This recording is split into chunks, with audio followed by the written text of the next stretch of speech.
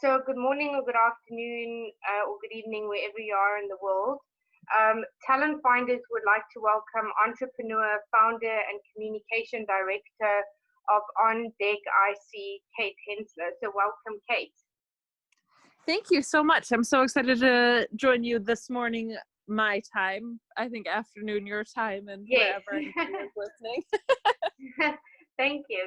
So, Kate, firstly, I'd like to congratulate you on all your achievements. Can you please share with us how your entrepreneurial journey started and more about what your company does? Sure. So, like you mentioned, I'm the founder of On Deck Integrated Communications.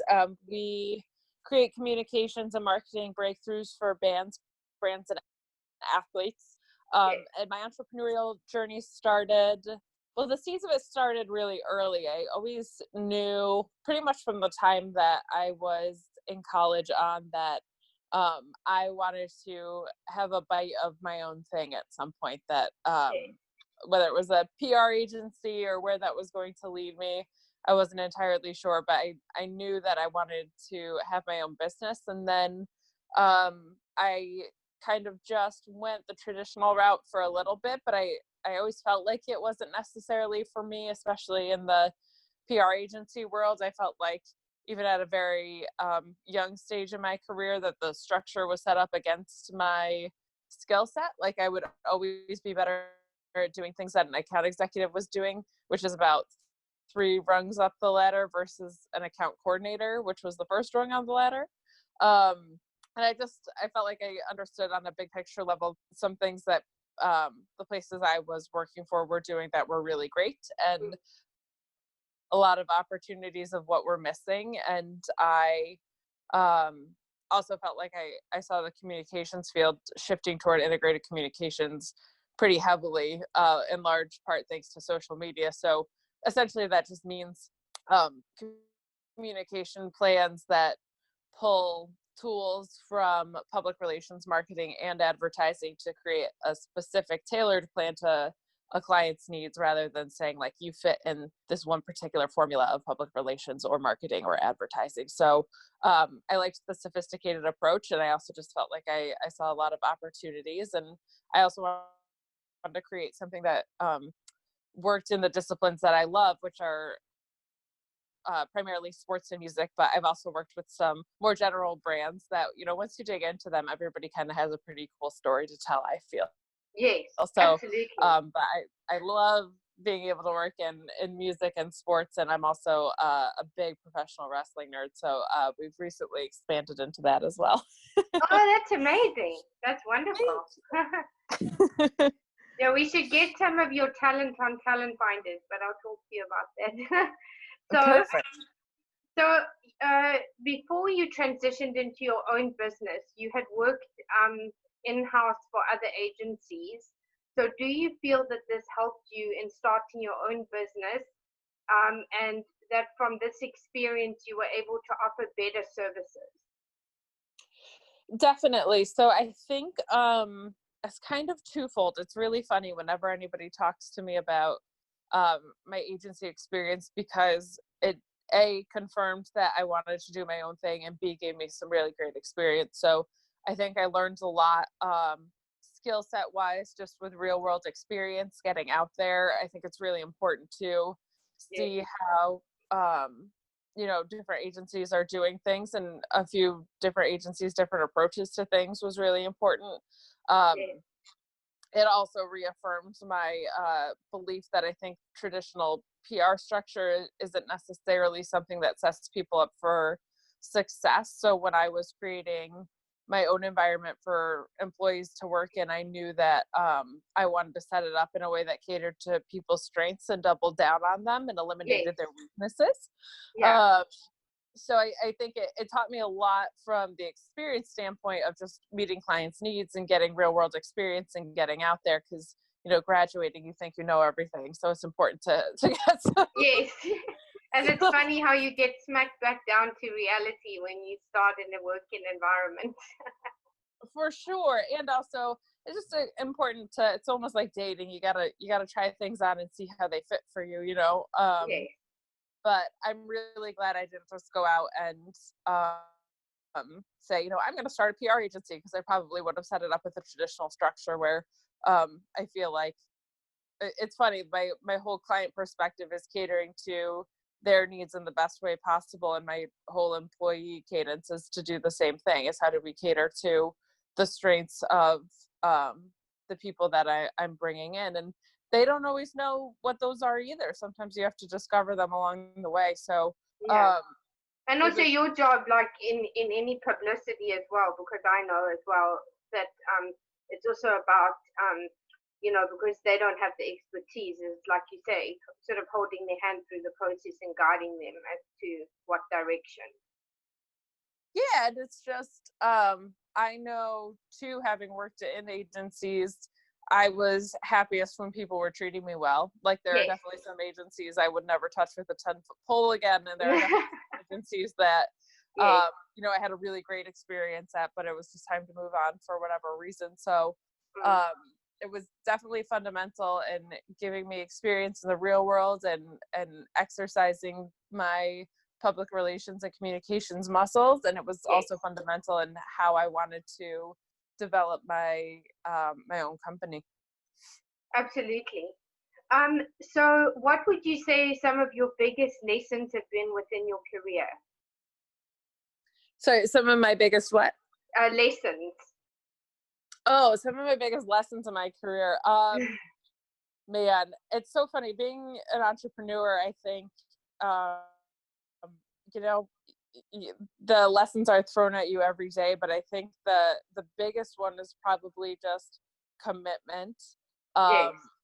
to doing it every day, because it's become so like cool and trendy to be an entrepreneur, and it makes me very nervous because I don't think people can actually realize how hard it actually is. No, Like, exactly.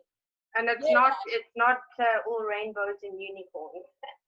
no, and it's definitely not like there's a huge misconception out there that being an entrepreneur makes you rich. And I always tell people, if you want to be rich, go work in a lucrative field and become the second banana there. Like, go be Yes. the VP there. Like, entrepreneurship has made me more broke, but made me happier than anything I've done so far in my 3-year journey on this. So I think the thing that I would say is that it's really a dose of, like, a great example. I lost between 10 and 15 grand on an event that didn't happen last year for circumstances beyond my control, and that was it. Like, you don't get to go and like whine on Twitter about that. You don't get to No. go and cry to anybody for your money back. You have to take your loss and you have to move on lightning quick, because Yes. there's something else coming around the corner, and you take your lessons. And I think what that ultimately led to was a lot of that money that was lost was on the sponsorship consultant who I felt like probably wasn't a good fit for what we were doing. And I learned that a little too late in the game. Like, the results just weren't there. Yeah. And I said, okay, for the next time I want to do this, how do I not mess that up, right, for the next time around? And I looked into it, and I was like, well, sponsorship is something that fits right in my wheelhouse. That's something I could probably have done myself, that I hired out for. And now it's like one of my favorite things that we're doing. So it has expanded my business on the sports side. So I think the first lesson is just the reality of the situation of owning your own business is a misconception to what is out there in a lot of ways. And I think the second lesson that kind of goes with that is just that hard work is what beats everything. Yes. And I love that. I feel like that's why I ended up here. I'm very blessed to be gifted with my grandparents' work ethic. I think I always think of, in times of adversity, my grandfather on my mother's side, who my mother was one of 7, and my grandfather lost a job in advertising in a time where jobs were not readily available, and ended up going into roofing because he had 7 kids and needed to put food on the table. And it takes that kind of grit. So I just always appreciate the reality of entrepreneurism, and the work ethic that has to go behind it, because people talk about that ad nauseum, and it's kind of a tired conversation in a lot of ways, but it's no joke. It's really what it takes to be married to the commitment to make something be successful. Absolutely. So as you are an integrated communications company that creates breakthroughs for the brands and athletes. So can you share with us more about that for people who don't really understand, or if you could expand on that? Yeah, I once heard that explaining someone to what communications is like you can't explain it to your own mom. It's a very difficult thing. But to me, it was described as the art of strategic relationships, which I think is the closest definition you can have to it, and especially the way I do it. Yeah, I think that's kind of the closest we can get to narrowing in on its own elevator pitch. But when I say create breakthroughs, it kind of sounds vague, and there's a reason why. And that's because we just want to be the vehicle that gets brands, bands, and athletes to where they want to go. And we do that through a specific set of services that are all communications related. But like I said, we just expanded. I love working in wrestling, so I'm working now with songwriters on creating wrestling themes. And in addition to that, commercial jingles, podcast themes, etc. So the breakthroughs piece of it is almost paramount to the communications piece of it. But essentially, we create tailored communications and marketing plans that cater to the specific needs of our clients, and anything that I don't handle in-house, I can source for. So I personally cannot handle design and branding services, but I can source for them. I have an amazing branding partner, and if he's ever stacked, I have other designers that I can call on. So basically, we've created a network of people, some that are with me full time and some that are more sourced, that can create these plans. And the other thing that I love about what we do, and I think is so important to what we do, especially on the music side, because musicians don't always have a budget for a CD release or anything. No. Yeah, rarely. Is we've made them completely scalable. Like if you need to build a brand from the ground up, we can do that. But if you just need a logo, we can do that too. Like we're not trying to twist anybody's arm. And I think that helps with the long-term relationship is, well, we can just do the one thing we can just build you a website, or we can run your entire marketing plan. So the scalability factor is also something that I really love about it. But overall, we offer event production, design and branding services, which include web design, logo design, video photography, especially the video content. That's been really fun to get into. The songwriting division, which is brand new, which I mentioned, publicity, and then sponsorship, and we also have been I'll say sponsorship and partnership, because it's a little bit more vague, but basically we've been doing events in-house as well as producing other people's events with sponsorship money behind them. So that's been very fun and exciting as well. Amazing. Thank you. So as we're in the middle of a pandemic, and obviously you experienced COVID-19 yourself, and are recovering well, which I'd obviously like to commend you on, because it's obviously a big challenge and quite scary. So what are some of the things, so can you share with us what the experience was like for you, and what are some of the biggest takeaways that you have learned going through this yourself? Yeah, I would say on the personal side, well, first of all, it's a miserable thing to have, and my case was considered somewhat mild because thankfully I did not have any respiratory issues or tightening of the chest. But man, it was painful to The body aches are something that I feel like people aren't really talking about, but man, is that painful. And to have a fever that just doesn't break, that just sits there with you for a week and a half, 2 weeks, whatever, it's really messes with your head as much as your body, because it just feels like, when is this thing gonna end? And the fatigue is off the charts. Like I'm still rectifying. I've been better for about a week, and I'm still rectifying a weird sleep schedule, because you're sleeping in like random patches of like 5 and 6 hours day and night. So it's shame. It's crazy. It was nuts. And so anybody that's listening, and I know this is, you have everybody from like major brands to celebrities telling you that, like, to take it seriously, but man, it's a brutal thing to have. And I can't even imagine if, I'm a healthy 32-year-old woman. If I was compromised in any way, I could very clearly see how that would get very dangerous very quickly. So from a personal experience, it was not fun to go through. It did teach you just have to kind of, as a business owner too, like, I remember one of my aunts told me that my grandmother told her that after having a kid, you never truly relax again. Like, and I kind of feel that way about having a business, because even as that's going on, the first thing that pops into your mind is like, what the hell am I going to do with my clients and my business?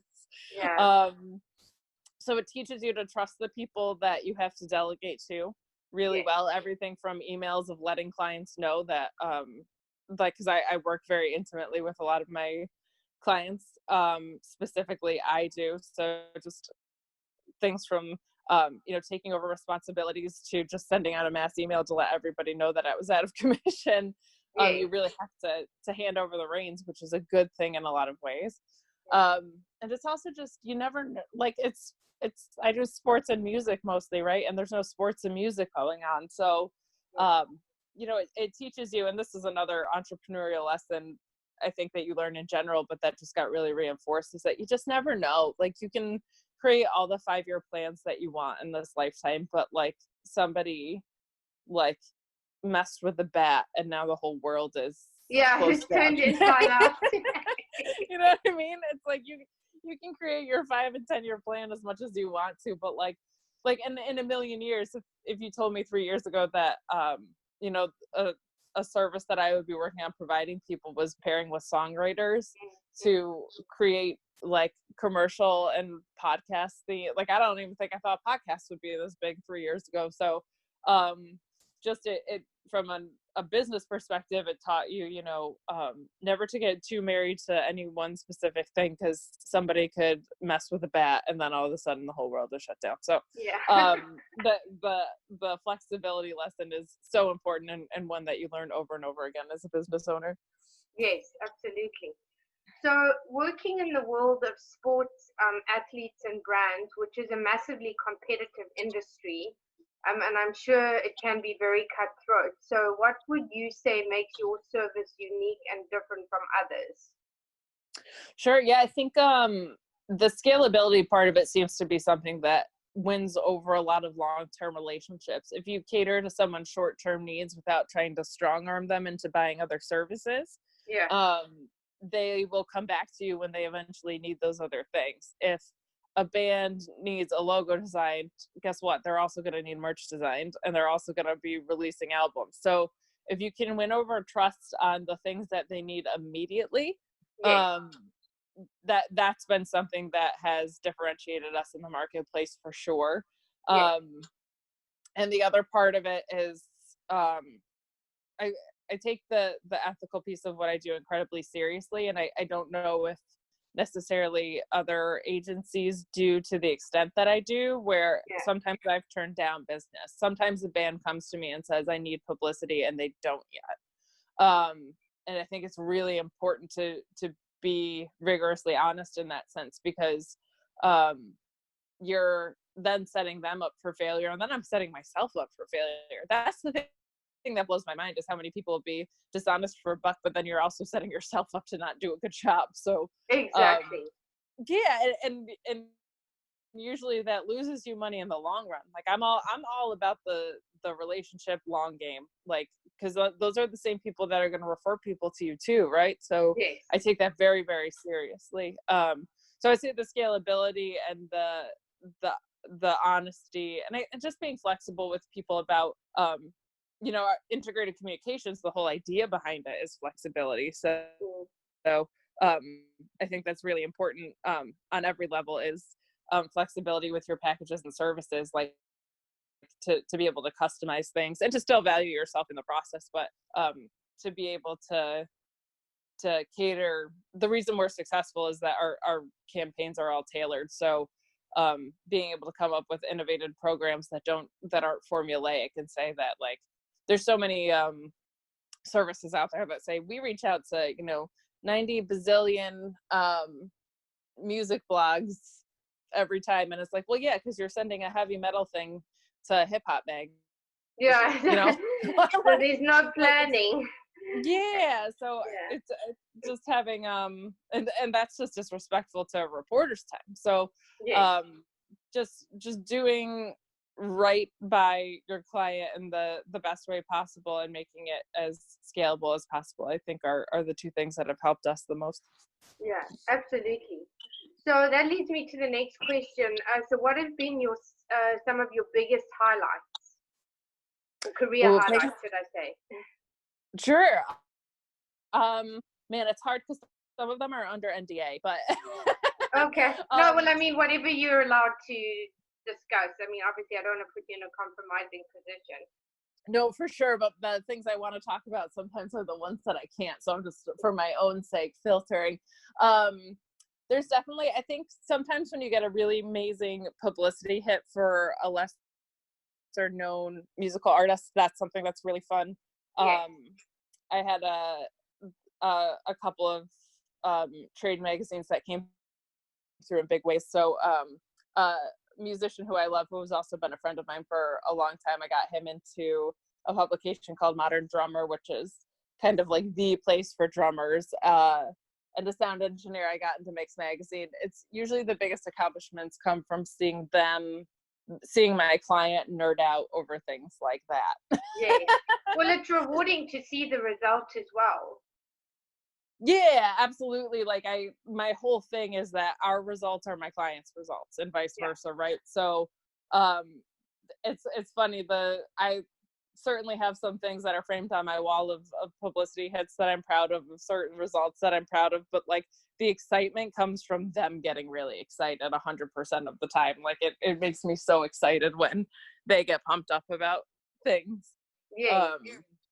And also it just seems like on the branding side, the designer that, it's not even what I specifically do, but the designer we work with, I don't think I've seen him fully miss on anyone. He'll usually, if it's like a logo design, for example, he'll mock up 3 concepts and everybody seems to have the same reaction of like, this one's cool but doesn't really fit, and this one's really cool and fits a little bit, but man, this one is exactly what I was looking for. So when you get results like that, that's always a really fun piece of the game too. Oh, absolutely. So as this pandemic obviously has altered and changed our world for both personally and professionally, I have no doubt this will obviously impact brands. So how do you adapt, and what do you believe you have to do to change and adapt in an already tough and competitive industry? It's so funny because it's really twofold. It's while this is going on, right? And then the other side of it is, what is this going to look like after? Yes, which no one can say. Yeah, truly. And I think there's a lot of people that are still underestimating that. Like, I think especially on the small business front, like there's some places that are just not going to come back at all. There are some places, especially working in music and sports, it's like who really knows like when we're going to be able to assemble in large crowds again. So I think there's a heightened use of digital platforms, which is great. But I also think that can get very crowded very quickly. So some of the adaptation comes from how do you stand out in a very crowded marketplace, which is always an issue. But when everybody is now doing, when the Red Hot Chili Peppers are also doing an online concert, how do you do an online concert that people care about, right? So, Yes. so things like that are very tricky. Yeah. And Because then also, also, it can become very oversaturated, which is the other issue. oh, completely. I saw, speaking of online concerts specifically, I saw James Blunt put out a tweet that said, basically, with everything going on, I'm going to do you guys the favor of not doing an online concert, because at some point, like, I think especially when it's like friends or people you're fans of, you feel like almost obligated to attend all of these. And then you're like, I can't go to 8 concerts a week. Like, this is too much. So, how to differentiate that, how to, also, like, a lot of people were slated for music releases during this time. Like, we're going to set their album. So really, so how do you do that in a digital way when you can't have like an album release party anymore? You can't play live to promote that. So what does that look like has been something that we've been certainly working on. And then, the other piece of it just being like, this is your new normal for a while. So the data piece of it, you have to rediscover patience on, because I think everybody thought that free music downloads and podcast listens were going to go through the roof with this. And for some people, they've gotten good results, and for others, they haven't. And I think when you take people out of their routine, especially on the podcast side, a lot of people listen to a podcast on their way to work every day, and now they're not going to work every day. So just being patient on the data side and rediscovering what that means, I think, is going to be so important during this time, because people's habits are going to change, and all the data was based on a life that we're not living anymore. So, I always say, when you're quote unquote giving away free content, it shouldn't really be free. You should be collecting information about the time of day that you're posting or whatever. Like, actually open a spreadsheet and take note of those things, or get their, if it's a free download, make sure you're collecting their emails so that you can communicate and build a relationship with them during this time or whatever. So don't give away something for free if you're not getting value out of it. It doesn't always have to be monetary value. So rediscovering data and differentiating. Whew, my brain is working faster than my mouth. Differentiating yourself in a space that's now more crowded than ever, that all the major players are playing at your level, how to do that. So it's very important. And like you say, it's also, I think in some ways this is actually going to level the playing field, and it's going to take out a lot of the sort of, I don't want to say rubbish businesses, but for want of a better word, because I do think that there's a lot of people exploiting people. So I think that in a way this is going to, sort of put us on a more equal footing, and then we're going to all have to try and scale. Absolutely. I think, it's tough on the small business front, because some of them might just not be able to make it, but it is good to, I think we are going to see, like, you calling them rubbish is probably good. There are a lot of people trying to capitalize on the global pandemic. Yeah. So that's my intern in the background, Buster. No, that's okay. We're very relaxed. Yeah, I wish he would be. He got all, it's very windy out here today, so he's just reacting to some fun sounds that we have going on outside. Yeah. But like you were saying, I think there's some people capitalizing on a pandemic that, I think that's going to go away, because eventually we're going to adjust to this, and the panic piece of this it's already starting to die down, for better or for worse. So, hopefully you see that go away, because that's just a disgusting practice. Yeah, exactly. So PR is a very critical aspect of your business. So can you share with us the significance of PR and for your clients? And can you share with us how this has helped your athletes or your athlete clients?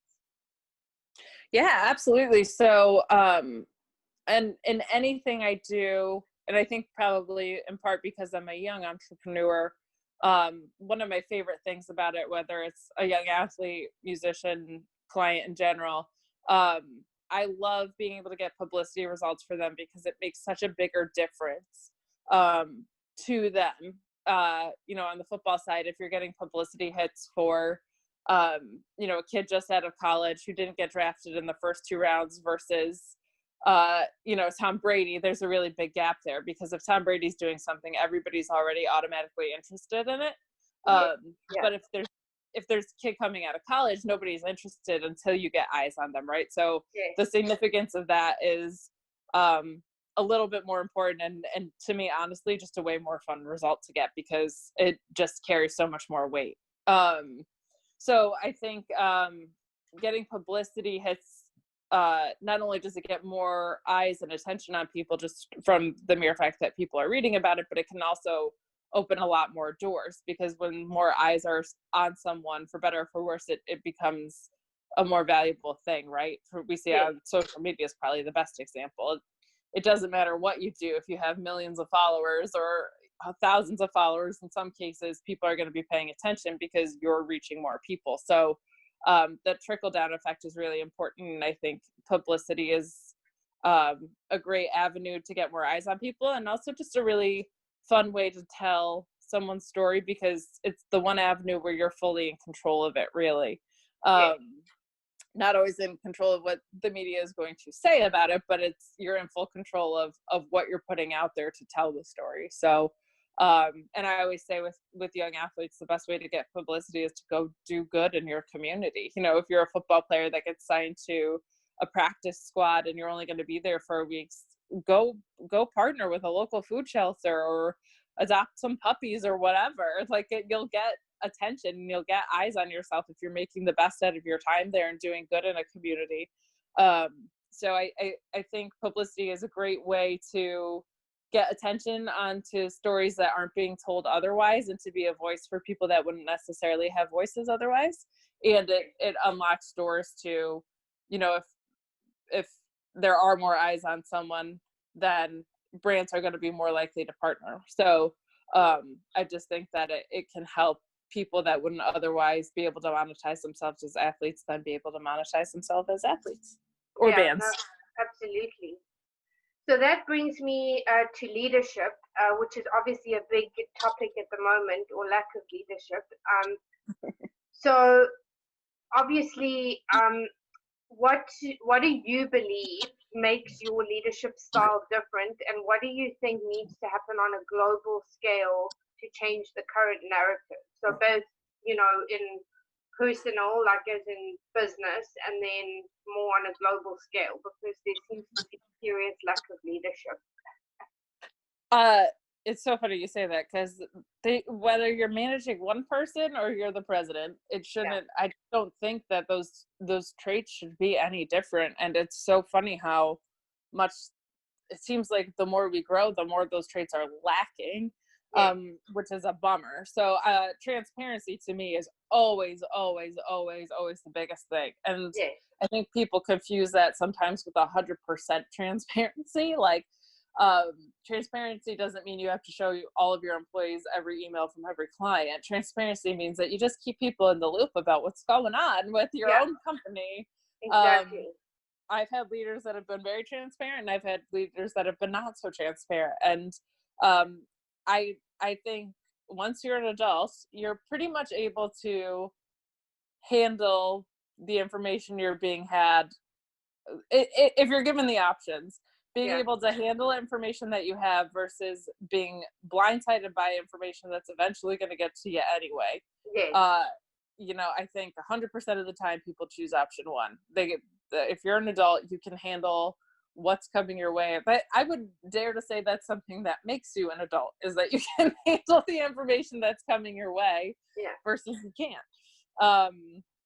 So I think transparency is really big, because it's so funny, how much stuff always just tends to, the venom gets squeezed out either way. So exactly. You might as well handle it appropriately. So transparency and just having integrity, doing the things you say you're going to do when you say you're going to do them is really big to me. Absolutely. And accountability. I think the best example that we've seen of it recently, or at least in more recent years, was in Starbucks, there was a racially charged incident, I think in Philadelphia, where two people were loitering and got kicked out, and they, kind of traced it back to the fact that there's plenty of white people that were loitering. It just seemed like these two particular Black people loitering was a problem at this particular store. And the response was something that, I don't know if it was unprecedented, but it definitely was rare enough that it stuck out to me. Yeah. From the tippy top, Yes. the person in charge of all of the whole Starbucks and all of them, Yes. he apologized to them behind closed doors, and he shut down the entire company, which I don't even think people can comprehend the financial loss that shutting down an entire Starbucks chain for half a day will cost you for racial sensitivity and diversity training. And it was like a sincere public apology. Like the level of accountability that has to come from the top should always look like that. And that's something I take very seriously as well. Like from, absolutely. Yeah, was he in that Starbucks? No, of course not. But like, that's what it means to be in charge of a chain. That's the responsibility that people carry, is you're responsible for every incident on every level. So that's a big piece of it too. On transparency, integrity, and accountability, they're all cousins of each other, but I think it's all rooted back there, whether you're managing one person or you're the emperor of the world. It should not matter. No, absolutely.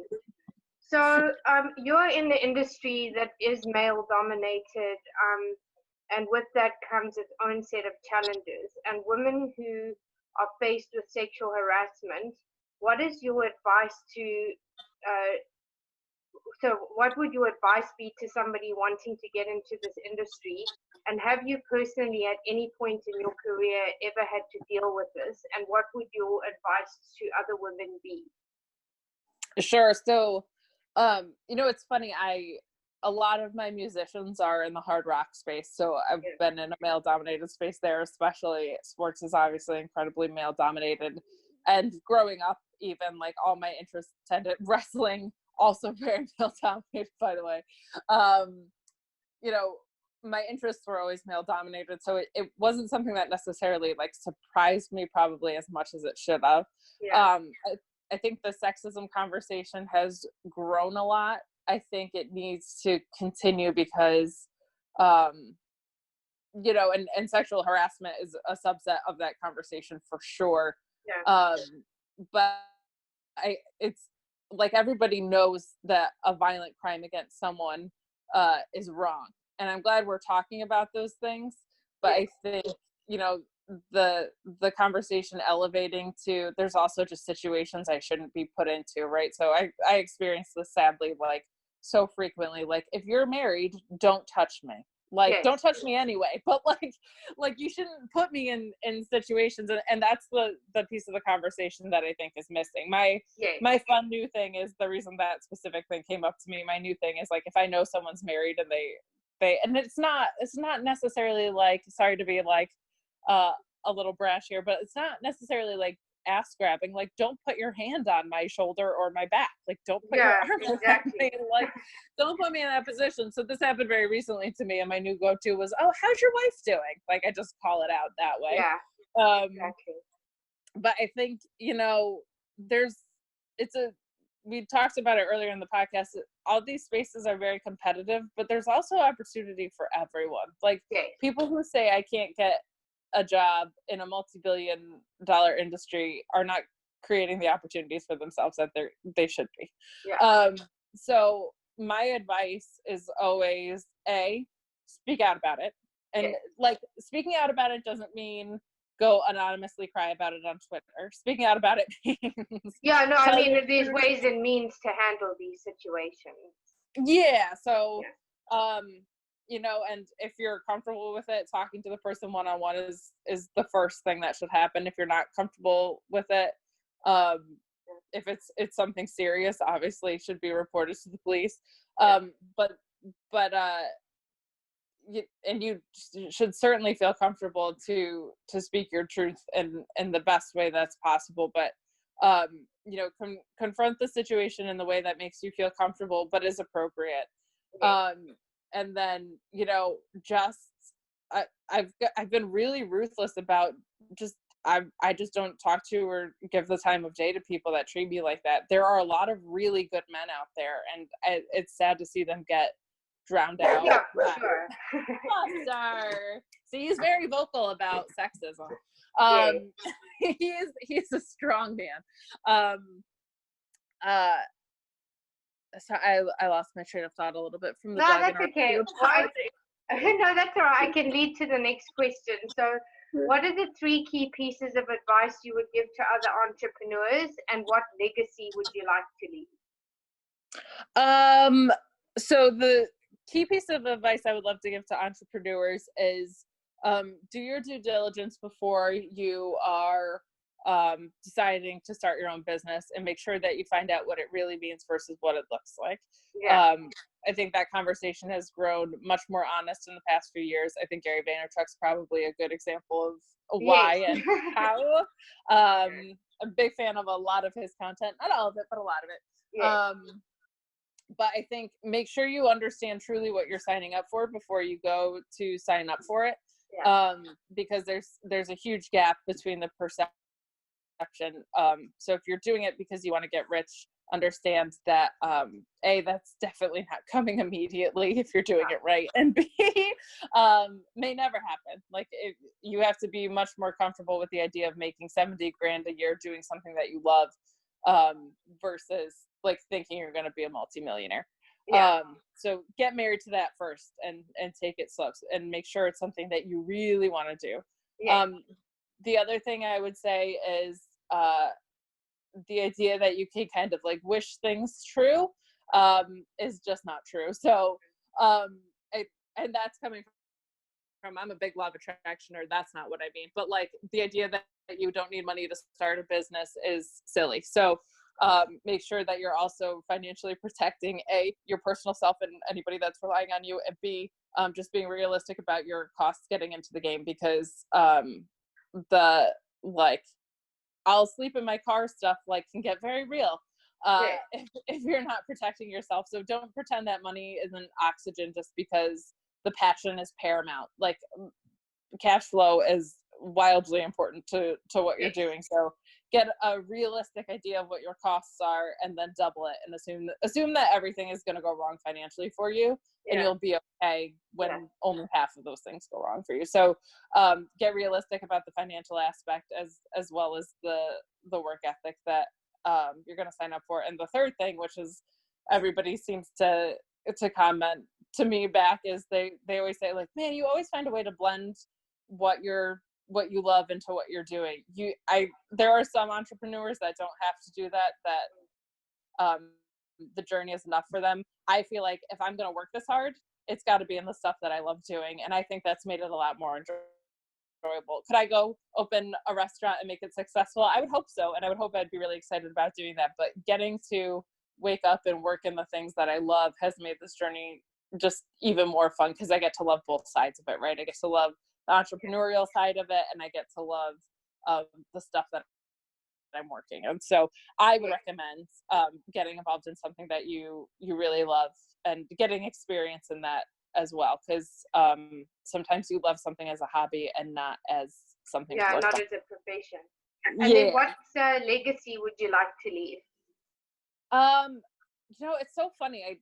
I think about this question to myself quite often, and it's not to grow a business of 9,000 people. It's not to have 1 million locations across the world. I think I just want to be remembered for doing a lot of really good hard work that created a lot of success for my clients, and treated my own employees right in the process as well. Like, I kind of actually know the opposite, that I don't ever want to be a multi-location communications firm, because I think the quality of the work you're doing gets watered down a lot sometimes when you try and grow and expand beyond your britches. So the legacy I want to leave behind is just that I did right by my employees and my clients in the process, and that I created a lot of exciting opportunities for them. Well, that's amazing. Thank you so much, Kate, for your time. And if people want to connect with you, what are the best platforms to do so?